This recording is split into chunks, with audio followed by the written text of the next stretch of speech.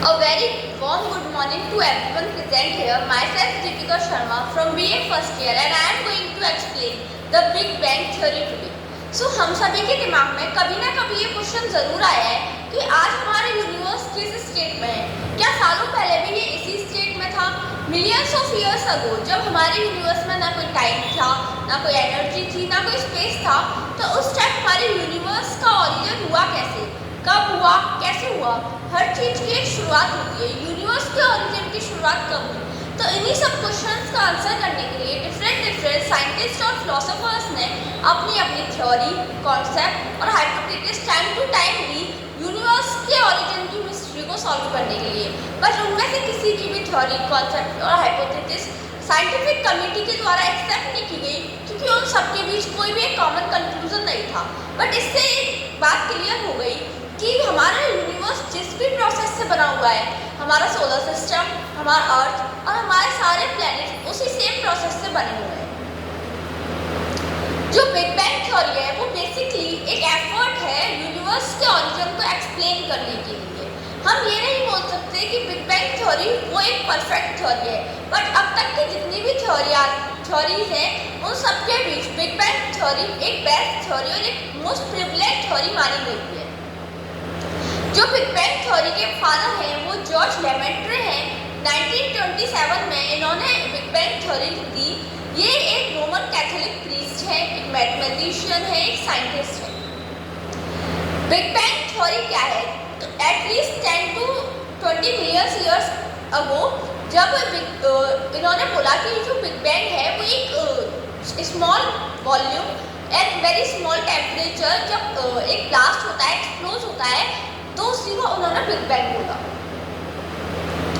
Actually big bang एक dot है, एक सिंगुलरिटी है जिसके अंदर सारा मटेरियल स्टफ है, सारे एलिमेंट स्टफ है, और जब वो ब्लास्ट हुआ, जब उसका एक्सप्लोजन हुआ, सिंगुलरिटी उस डॉट, उस मास, उस सिंगुलरिटी का जो ये डॉट है इसी को उन्होंने सिंगुलरिटी बोला। जब इसका एक्सप्लोजन हुआ तो उसी से हमारी यूनिवर्स का ओरिजिन हुआ, ये उन्होंने हमें बताया।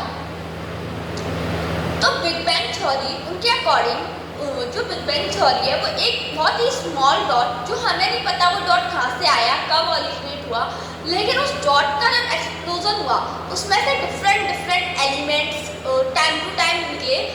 जिस टाइम को एक्सप्लोजन हुआ बहुत हाई टेम्परेचर और हाई प्रेशर पे हुआ, लेकिन टाइम के साथ उसका टेम्परेचर और प्रेशर कम होता गया और फिर हमारा moon, galaxies, planets, solar system का ओरिजिन हुआ। ये वो एक्सप्लोजन है, इसी को हमने बिग बैंग बोला है। तो इस सिंगुलरिटी डॉट से at least 13.8 million years ago big bang हुआ।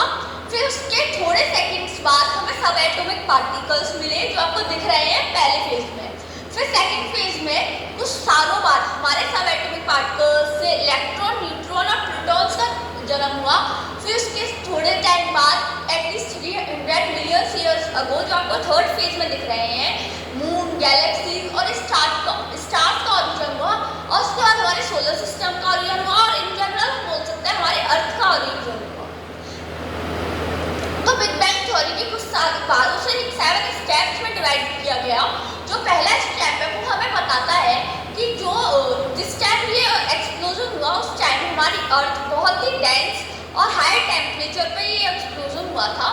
फिर सेकेंड स्टेप में जो आज हमारी यूनिवर्स का टेम्परेचर है उस टेम्परेचर पे हमारी यूनिवर्स का टेम्परेचर उस टाइम डिक्रीज हुआ और यूनिवर्स का टेम्परेचर और डेंसिटी नॉर्मल हुई। थर्ड स्टेप हमें बताता है कि कैसे हमारे सब एटॉमिक पार्टिकल्स ओरिजिनेट हुए, electron, protons and neutrons. Fourth step हमें बताता है कि फर्स्ट इलेक्ट्रिकली न्यूट्रल एटम कैसे बना, ओरिजिनेट हुआ थाउजेंड्स ऑफ ईयर्स अगो। फिर जब फर्स्ट इलेक्ट्रिकली न्यूट्रल एटम बना उसके बाद हमें हाइड्रोजन की उत्पत्ति हुई। सिक्स्थ स्टेप हमें बोलता है कि कैसे इस सब के बाद धीरे धीरे हमारे यूनिवर्स का ओरिजिन स्टार्ट हुआ। क्लाउड, स्टार्स, गैलेक्सीज, सुपरनोवा, इन सब की ओरिजिन हुआ। और फिर जो हेवियर एलिमेंट्स है लाइक प्लैनेट्स, स्टार्स, मून, इन सब का ओरिजिन हुआ। पर अब कॉन्ट्राडिक्शन क्या है इस थ्योरी के फ्लॉज क्या है?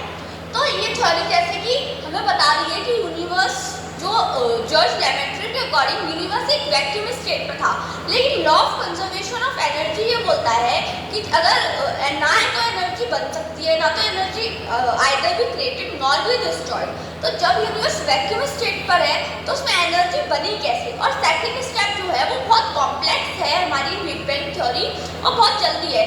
अगर इतने सारे एलिमेंट्स बन रहे हैं, हमारे stars, galaxies, planet, solar system बन रहा है, तो वो इतनी जल्दी नहीं बन सकता। उसको बनने के लिए कम से कम 100 मिलियन ईयर्स लगेंगे, जो कि उनकी थ्योरी के अकॉर्डिंग केवल 20 मिलियन ईयर्स तक में बन गई। तो ये कैसे पॉसिबल है? तो कंक्लूजन जो हमारी इस थ्योरी का निकला कि हमारा जो यूनिवर्स जो बिग बैंग है वो 13.7 मिलियन ईयर्स अगो पहले हुआ। यूनिवर्स जो है वो एक डॉट से एक्सपेंड होना शुरू हुआ। स्पेस और टाइम यूनिवर्स के साथ ही बने। जो प्लैनेट्स हैं वो एक दूसरे से डिपार्चर होना शुरू हुए और वो एक दूसरे से मूव होना शुरू हुए। यूनिवर्स जो है वो मैटर क्रिएट हुआ। यूनिवर्स के बिग बैंग के बाद यूनिवर्स में मैटर क्रिएट होना शुरू हुआ। तो हमारे यूनिवर्स बिग बैंग थ्योरी की जो समरी है वो ये है कि जो यूनिवर्स है वो एक डॉट, एक सिंगुलरिटी से एक्सपेंड होना शुरू हुआ।